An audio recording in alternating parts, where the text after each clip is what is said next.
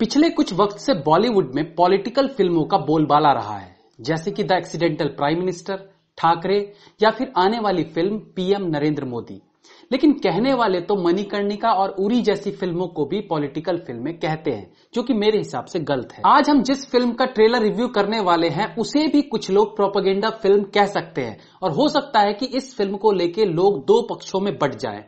Film का नाम है द टाशकेंट फाइल्स। लोग इसे भी एक प्रोपेगेंडा फिल्म कह सकते हैं, लेकिन इसके बावजूद इस फिल्म को देखने का एक बहुत बड़ा रीजन तो जरूर है, और वो रीजन है इस फिल्म की स्टार कास्ट। मुझे याद नहीं कि इससे पहले शायद किसी फिल्म में एक साथ पांच नेशनल अवार्ड विनिंग एक्टर्स ने एक साथ काम किया हो। फिल्म में पॉलिटिक्स दिखाया गया हो, या किसी पॉलिटिकल पार्टी की पोल खोली गई हो, या फिर किसी पॉलिटिकल पार्टी को सपोर्ट किया गया हो, ये बात की बात है।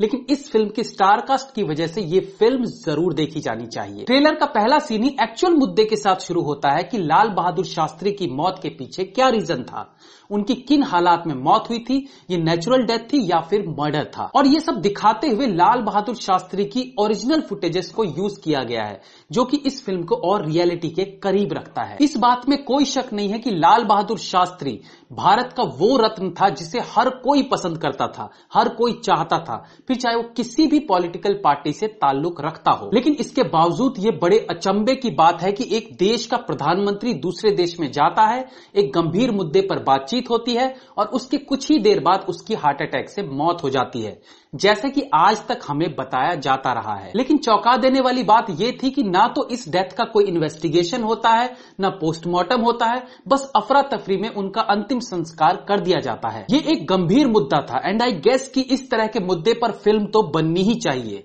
एनीवेज, ट्रेलर में आगे एंट्री होती है एक लेजेंड की, मिथुन चक्रवर्ती की। उनका बोला गया डायलॉग इस ट्रेलर का one of the best part है। वो कहते हैं कि शास्त्री जी मरे या मारे गए, लेकिन ये एक ऐसी कालिक है जिसे 50 सालों में किसी भी सरकार ने मिटाने की कोशिश नहीं की। तो ये डायलॉग भी इस ओर इशारा करता है कि इस फिल्म में सिर्फ इन्वेस्टिगेशन की बात हो रही है।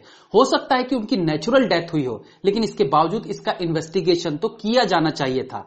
तो इससे भी ये बात जाहिर होती है कि ये एक प्रोपेगेंडा वाली फिल्म नहीं है। मिथुन चक्रवर्ती कमाल के एक्टर हैं।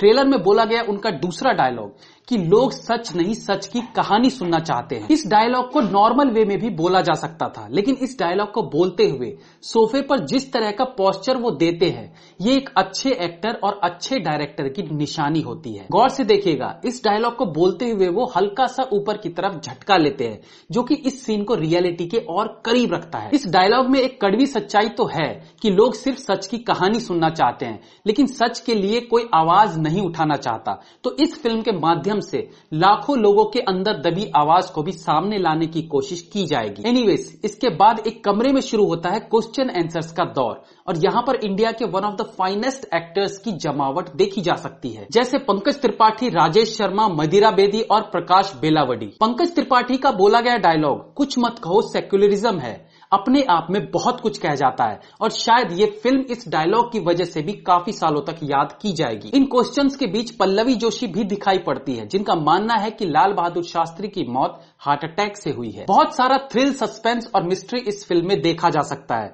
और ये फिल्म क्योंकि एक सच्ची घटना है, और ये आज भी एक मिस्ट्री है कि लाल बहादुर शास्त्री की मौत कैसे हुई थी, तो ऐसे में फिल्म मेकर्स को इतना ही फ्रीडम मिल सकता है कि वो सारे फैक्ट्स को आपके सामने लाके रख सके। वो किसी को दोषी नहीं ठहरा सकते, इसलिए इसमें से मिस्ट्री को हम निकाल देते हैं, क्योंकि मिस्ट्री में असली कल्प्रिट पकड़ा जाता है। बट स्टिल हमें फिल्म में बहुत सारा थ्रिल तो जरूर देखने को मिलेगा।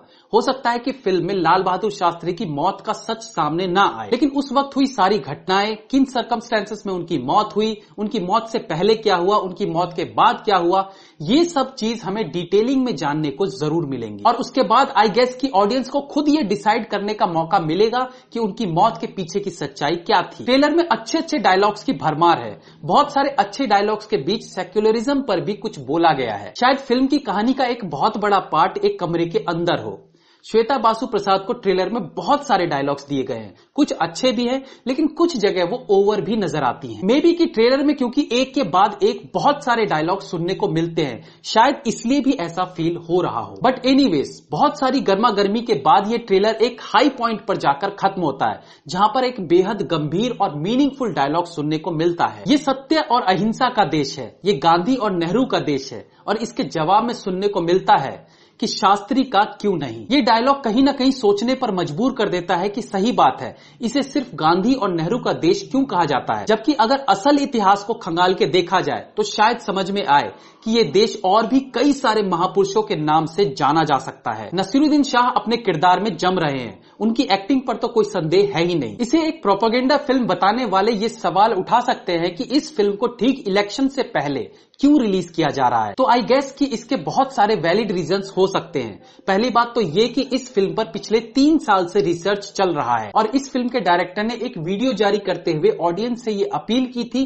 कि यदि उनके पास लाल बहादुर शास्त्री से संबंधित किसी भी तरह का इंफॉर्मेशन है, फिर वो चाहे किताब के रूप में हो या वीडियो के रूप में हो या फिर आर्टिकल के रूप में, तो वो उन्हें उन तक पहुंचाए ताकि फिल्म के माध्यम से ज्यादा सच्चाई को सामने लाया जा सके। तो 3 साल की रिसर्च के बाद जब फिल्म बनी है तो ऑब्वियस सी बात है कि फिल्म कंप्लीट होने के बाद तो रिलीज होगी ही। दूसरी बात यह कि इलेक्शन से पहले ऑलरेडी बॉलीवुड की बहुत सारी बड़ी बड़ी फिल्में रिलीज हो रही हैं, तो कोई ऐसा वीक इस फिल्म को रिलीज करने के लिए चाहिए था जब उनके पास स्क्रीन्स अवेलेबल हों। और सबसे बड़ी बात कि जब दिवाली पर शाहरुख खान की और ईद पर सलमान खान की फिल्में रिलीज हो सकती हैं, तो फिर हमें दूसरी फिल्मों की रिलीज टाइमिंग पर सवाल नहीं उठाना चाहिए। फिल्म अच्छी हो तो उसे रिलीज करने के लिए किसी त्योहार या फिर किसी इवेंट का इंतजार करने की जरूरत नहीं होती है। फिल्म कभी भी रिलीज करो, लोग देखेंगे ही। और अगर फिल्म बुरी बनी हो तो फिर क्या ईद, क्या दिवाली और क्या क्रिसमस, जैसा कि आपने पिछले साल देखा ही होगा। तो दोस्तों इंतजार कीजिए 12 अप्रैल का, जब ये फिल्म रिलीज होगी। Have a nice day.